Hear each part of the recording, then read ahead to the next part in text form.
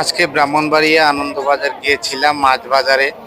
তো এখন প্রায় বাজে 12:30টার মতো। তো আপনারা জানেন যে সকালবেলায় বেশি বেশি মাছ পাওয়া যায়, বড় বড় মাছ পাওয়া যায়। তো এই 12টা বাজে, এই জন্য আর বেশি একটা মাছ আমরা পাই নাই।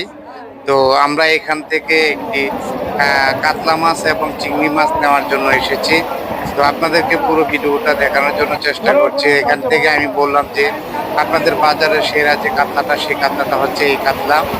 উনি বললো যে আমাদের এই বাজারের এখন বর্তমানের সেরা কাতলা হচ্ছে আমার কাছে এটাই।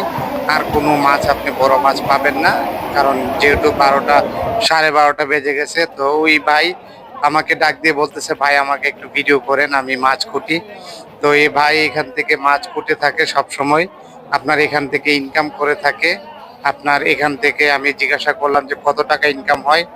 বলে যে প্রতিদিন আপনার 1000 1200 টাকা, 800 টাকা, 700 টাকা, এরকম অনেকদিন 500 টাকাও একটা ইনকাম হয়। এখানে খুব ভালো ইনকাম হয় ওনার। তো এই এই মাছ কোটা দিয়ে ওনার যে রুটি রুজি চলে।